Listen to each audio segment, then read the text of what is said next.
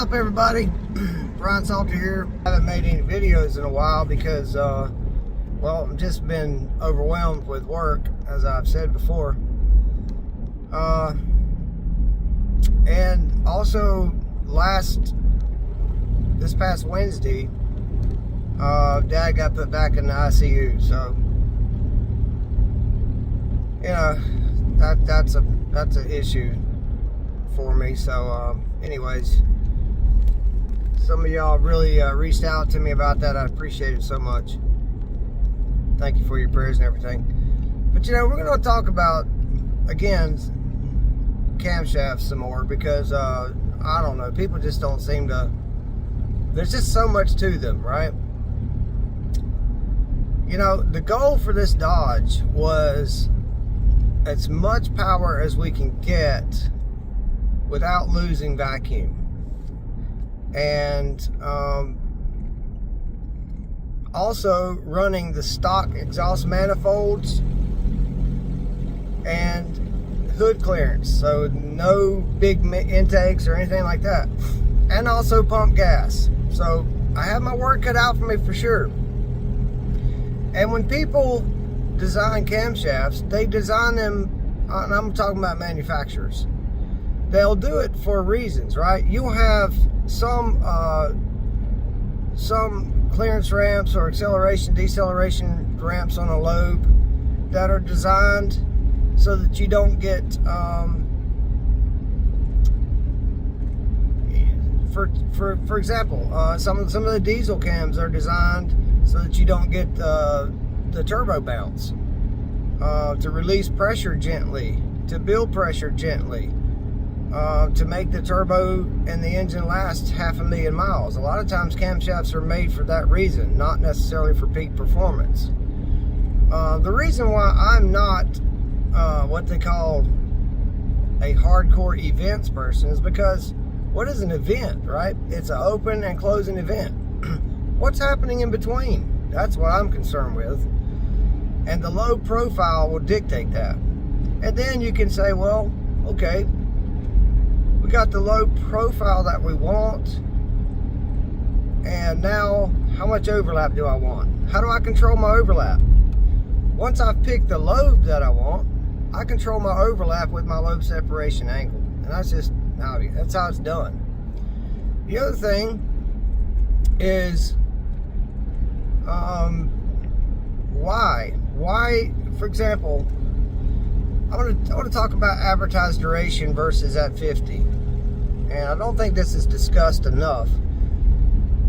I heard somebody say on YouTube, well, by the way, good gosh, the stuff I've heard on YouTube lately is just absolutely crazy. Like, I don't know where these guys come off saying this stuff. But if you ask any professional engine builder, okay, and no, there's not many of them on YouTube. There's a lot of YouTubers, but they're not professional engine builders, okay? But if you ask a professional engine builder, he's going to tell you, if, just for example, if the cylinder head peak flow peaks out at 500 lift, you go past it, guys. You always go past peak lift. This is for when you're trying to get the most out of your engine. So why do you do that? Because it gives you more dwell time at the numbers in the lift points where it does flow more. That's the reason you do it. As I told you in the other day, a few videos, or a few days ago, it's been a while, don't remember how long it's been, but you know, we figured out how long the valve was open on the intake stroke at the certain RPM, at a certain duration, at a certain cam duration, and it came out to like the particular equation was 7,000 or how many RPMs was we talking about? 7,000 RPMs, I think. And 300 duration was like 7 milliseconds, 7.14 milliseconds. And for every 1,000 RPM, it decreases 1 millisecond. So at 8,000 RPMs, you're 6 milliseconds. 9,000, you're 5 milliseconds. So on and so on. So you're only there for, again, milliseconds. You want to give that valve and the valve curtain, the area at which the flow is actually happening. I want to increase the valve curtain as much as I can, and I want to be in that zone for as long as I can during that intake stroke. And same, for the exhaust as well. So all of it has to be balanced. So for example, if you pick a gigantic camshaft at 50 and advertised, and then you put it on a tight LSA, it's going to be a turd in most cases. And you say, well, why is that? Because, again, you got to look at crank degrees. How long are we actually able to pump? How long are we building pressure versus how long my valve is open? All right. That's why I think stroke has one of the biggest impacts on camshaft duration that there is. Also LSA. The stroke is one of the key things that impact where you should be and the compression ratio. So if you have a very large camshaft on a tight lobe separation angle, the valves are open so long, the scavenging is also increased by the tight lobe separation angle, and the fact that your lobes are so large, you don't have time to build any pressure down low. Now it can become efficient as you get really high in the RPM range, but by that time the engine may not be designed to run that high in the RPM range. So if you're running gigantic lobes, 270s and 280s and 290s at 50 on a tight lobe separation angle, it's not going to build any pressure. Now that's my terminology, so I get results, right? I don't care if the terminology ain't exactly perfect. That's how I look at it, and that's what's happening in reality. So if I'm going to run a really large camshaft duration, then you need to look at your overlap. How much do you want? Because you can over scavenge it for sure, and you would decrease that by widening the lobe separation angle. It's simple. It's very simple.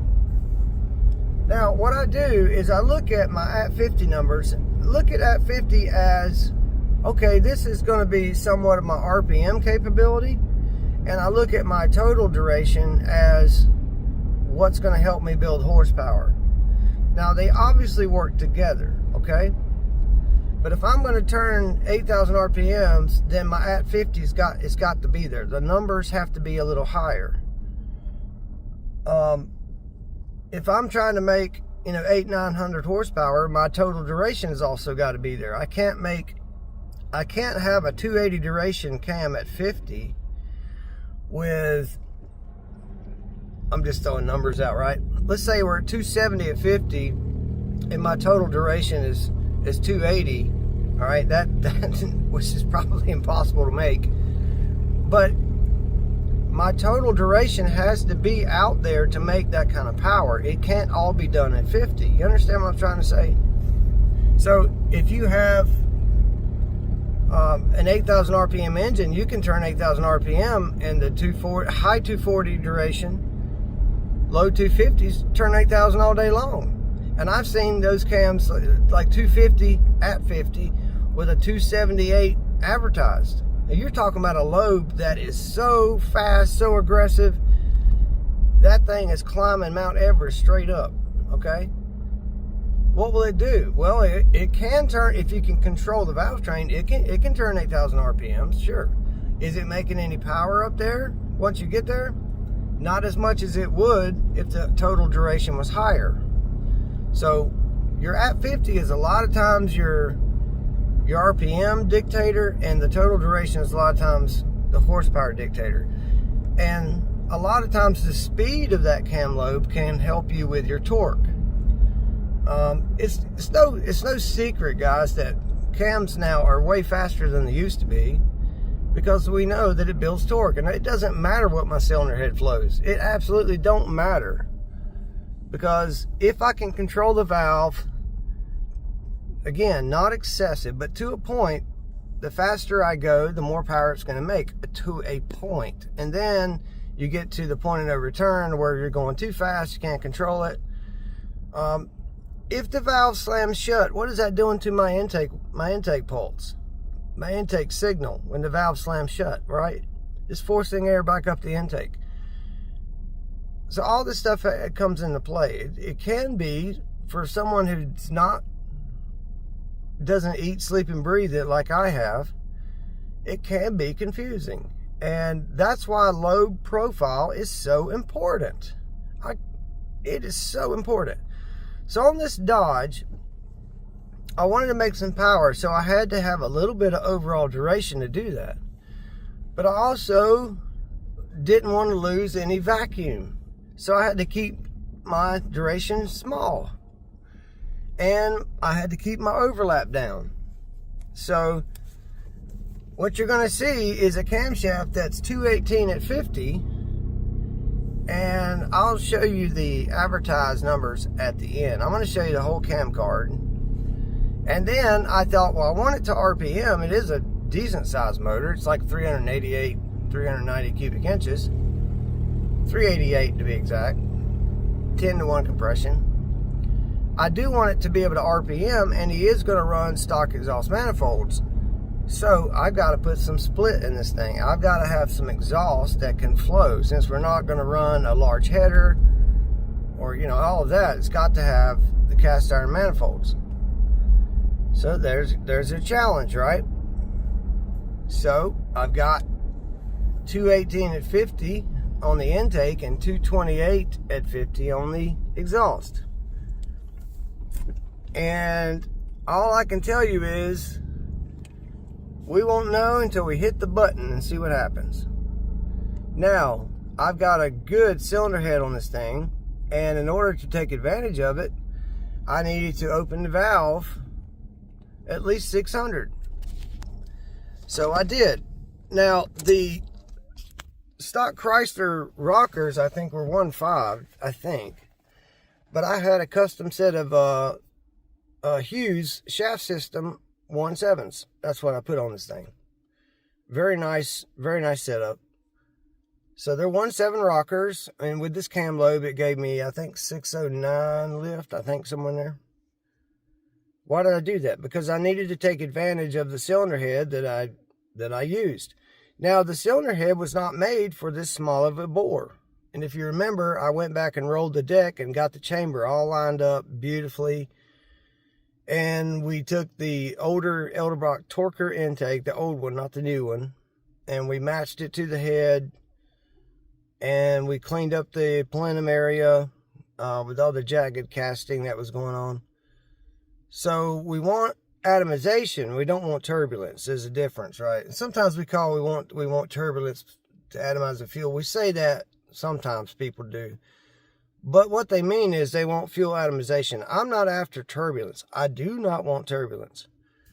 In fact, I've got some studies that we did with EFI as the injector would spray fuel, it actually would blow the airflow in the intake runner. It actually would ram the airflow to the floor of the port under the injector pulse. And so that's why I like putting my injectors in the top of the plenum. So there's no disturbance in the airflow once that injector pops off.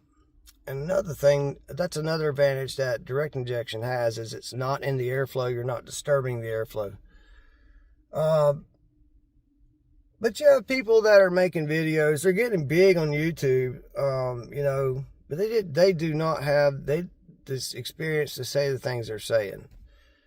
And I just want you to pay attention to what I'm doing and pick out little details. Again, if a person buys a bunch of parts, they bolt the engine together and they make a whoop-de-doo 450 or 490 horse 383, you know, it's a whoop-de-doo. What if I gave you the combination to make 600 on pump gas with the 383? So how about that? I'll just do that for you, and we'll have that coming up soon. And it's just a matter of not just buying parts. Oh, let me get this 240cc head and this gigantic cam. I'll make 600 horsepower. Well, yeah, you should, guys. Heck, you ought to be making a lot more than that. Let's make high 590, 600 on pump gas with an easily drivable street rod. How about that with a 383? Little things like that. So just details where you can take the same parts that someone else had and you're making 50 to 100 horsepower more than they are. That is what we're talking about. Details and understanding why you're doing what you're doing. Anyways, enough talking. Let's get to it. And thanks for watching. Thanks for prayers for me and my family, my dad, especially my mom. He's gonna have a rough road ahead. Can't seem to shake that the sepsis that came from the leg issue. It's spread to his lungs and his heart. That's what's going on. So he's got a tough battle. And anyways, all right, let's get to it. All right, so I made me a little jig here. I never do press fit pistons. And rather than driving out to my buddy's shop, I just made this little jig, really simple. I got a screw back there to stop the wrist pin. Got me 2 little guide screws here. And as you can see, if you push it in, it stops perfectly. So really simple to make. Let's see. And just little footnotes for me so I don't put them on incorrectly. Really simple. Sit my rod in there. Bonk. Done. Center it right up. Let's see how this works. Alright, I had to get my hands free. But as you can see, it turned out beautiful. Got my rod centered up. Piece of cake. Alright, so I got a few more to do here.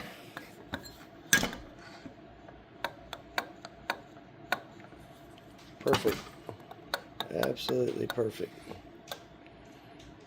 This is how you want it. So I just made me a little jig and just put a little bit of MAP gas to it. Put them right in there, no problem.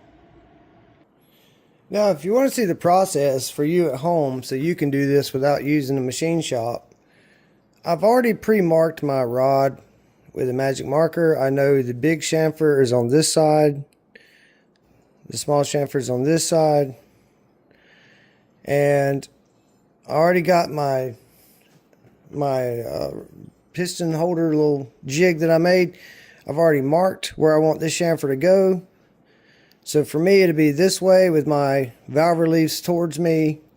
Push in, done. I'll show you how I do it. It's pretty simple. I don't do this very often, but it's easy enough doing it this way that I don't have to run out to my buddy's shop and use his rod heater. Yeah, it's just really simple to do it this way. So you can do this at home yourself. And before I start, this thing, I've used it so much over the years. This thing's got a holder, so you push the red trigger, it lights it, then you hold down the button and it holds it for you so you don't have to maintain trigger squeeze, but it's broken, so I only have one that's working right, so I've got to hold the rod and the torch at the same time. So here we go. Alright, so let's get this one lit first.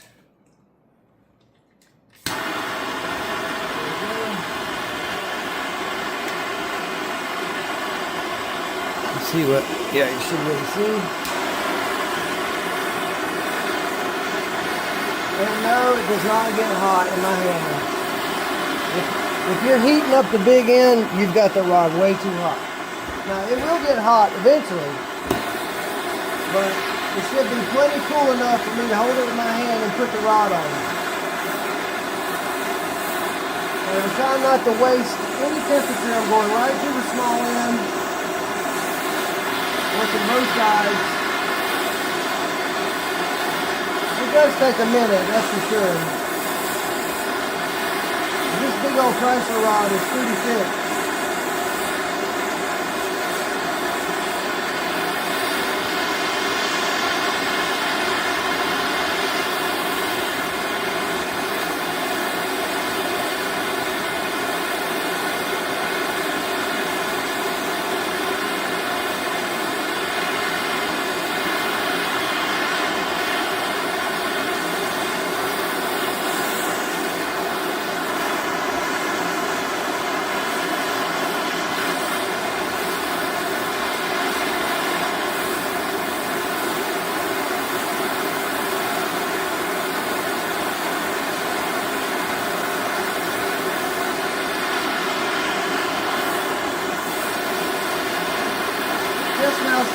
turn it a little bit.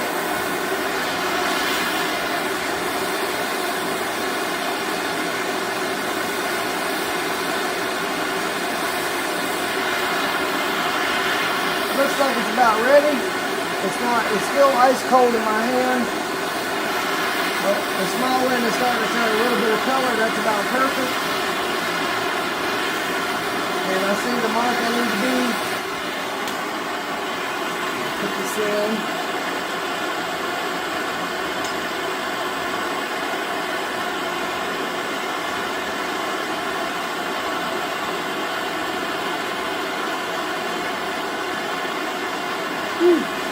All right. Now let me show you the finished product. Okay, I got it in there, centered up. I like to put some Earl in there. Of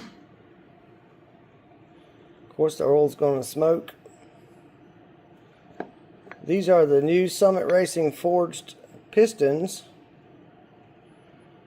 but they can be either or. They can be float or press, and we're not running H-beam rods or full floating pins on this job. We're just running the stock rods. I did rebuild them. I've got ARP bolts. And I'll show you those two. Piece of cake, guys.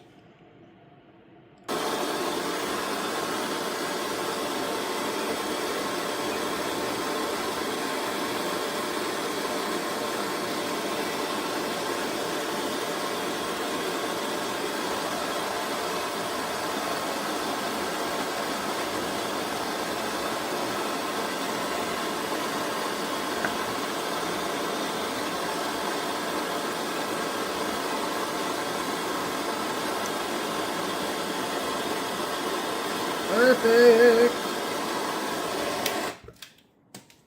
Alright, just want to get a close-up of that so you can see how it's done. Really simple. It turns out beautifully. There you can see that's where the circle clip would go. It's all the way back. And it works out nice. Very easy. Just use your little brain. You got two guides. You got the pin stop. A relief for your rings right here. Piece of cake, right? That probably saves you $100. Anyways, I never do these, so I just said, well, I got a couple to do here and there. I'll just make me a little jig and be done with it. 99% of the stuff is full floating. But once in a while, you still get a job that requires this. So here we are.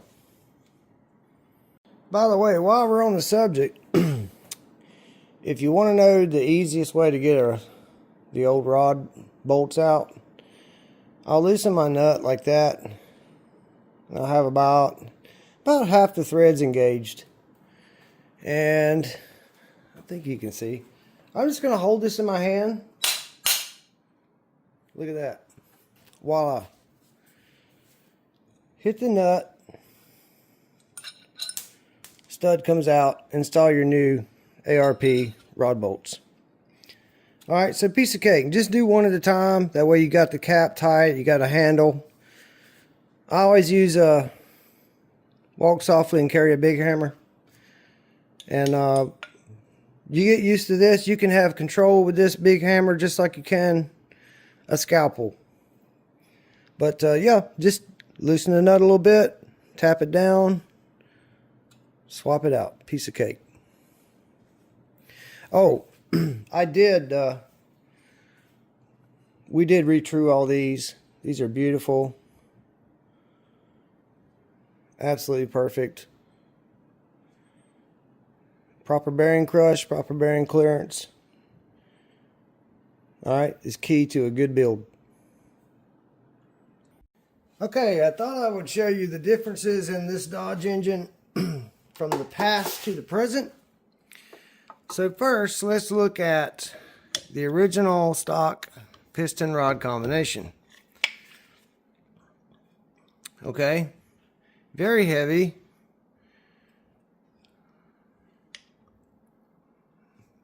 Great wear. Okay, this engine was in great shape.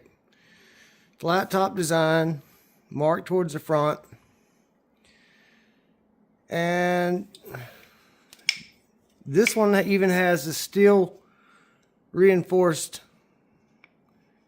wrist pin supports. You see those a lot in the old 60s stuff.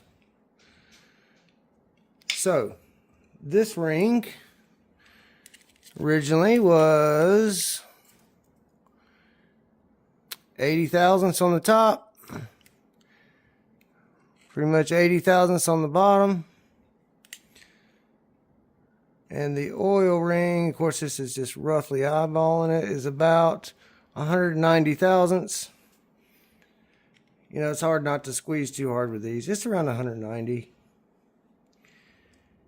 And like I said, old technology, this, you know, the original bolt and everything. All right, but a pretty hefty rod. The new, we went with the same rods, but I got it said I had x-rayed and make sure they weren't cracked. We put ARP fasteners in them, okay, as you can see. Resized them beautifully. Of course, we got the new Summit forged piston with the stock pin height. Much lighter deal. This weighs 205 grams less. Also, there's some tricks to the piston. If you notice, you got a little cut there. You see this is an accumulator groove, then your second ring, and then your oil ring, okay? Got valve reliefs, and again, this is forged. I'm running the Summit Racing gas ported pistons, rings. It's a 1.5, 3 millimeter. All right, so to put that in perspective for you, the old rings, a millimeter is about 39 thousandths, 3/10, 0.3937. Yeah, 39,000 3/10, 70 millionths. So let's see here.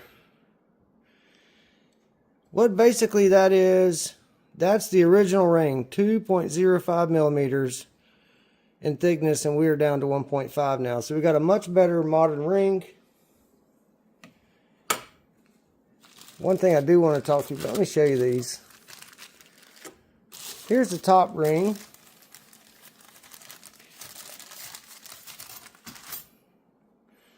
And there's your gas ports. They've been ground into the ring. I don't know if you can see it on there, but that allows for pressure to go behind the ring and help it seal. It also prevents ring flutter at high RPM, which is a big deal. Got our second ring, pretty standard. It is a Napier cut, which I like. The third ring is something that's important. Apparently a lot of people, or a few people, don't understand this, but sometimes ring companies just put a generic size in the bag thinking you're supposed to be the engine builder, you're supposed to catch this. But I hate to tell you, if you've been stuffing these rings in when they're all crimped up in the bore, you've been screwing up. That oil rings, that expander should not be wadded up in the bore. Its job is to keep these little rings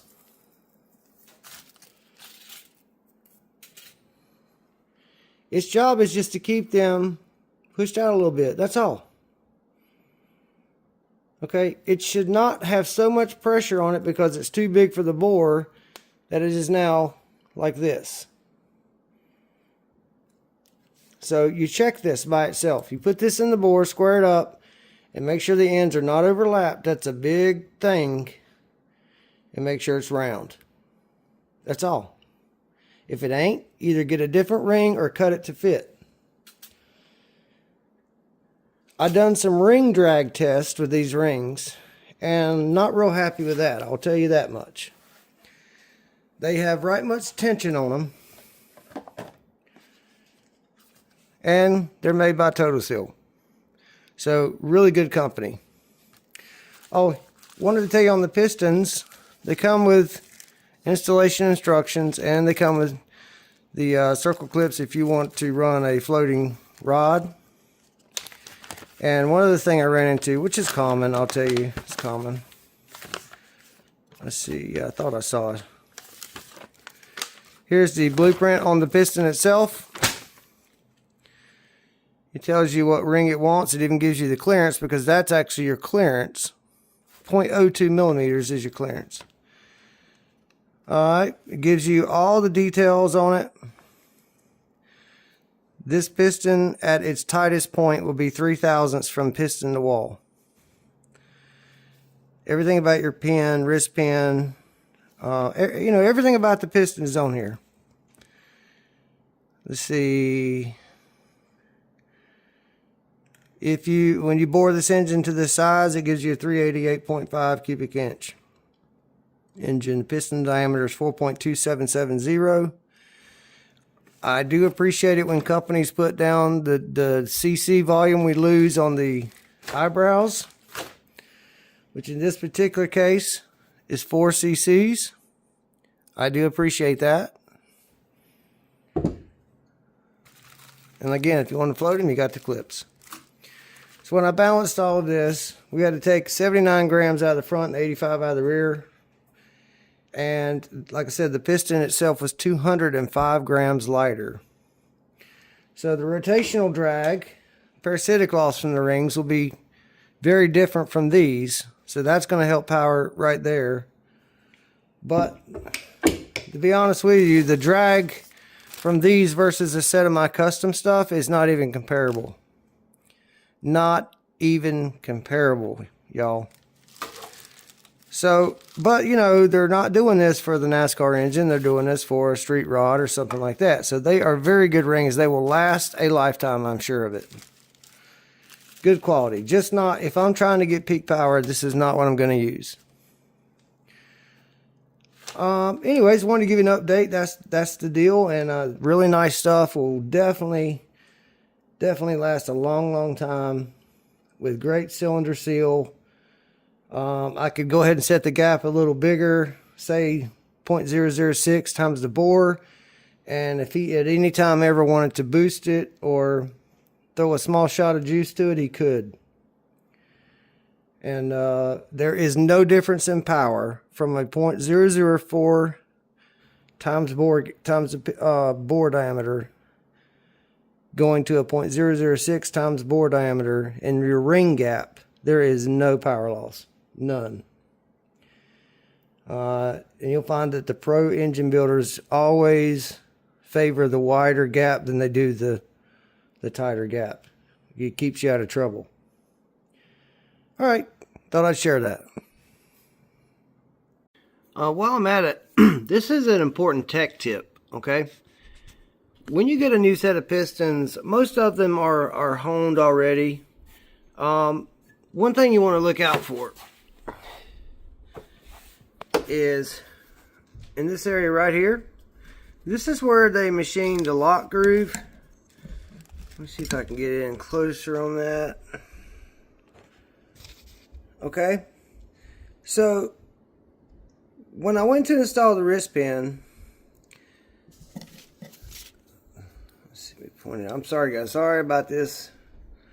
Okay, right, and you see that little groove cut right there? Okay, when I went to install the wrist pin, it would not go. Alright, it would not go in. And so I mic'd it and I had 1/1000 and 2/10 clearance, which is more than enough. What was it? Why wouldn't it go in? Because there was a burr from the machining process. Alright, so all I had to do was come in here and just knock down this burr, and the thing is like gravy, okay? Absolutely gravy. So watch out for that. Do not just automatically go honing these things, because 99% of the time, the quality control, they've got it right most of the time. Maybe there's just a burr somewhere that you don't see, okay? So just be careful with that.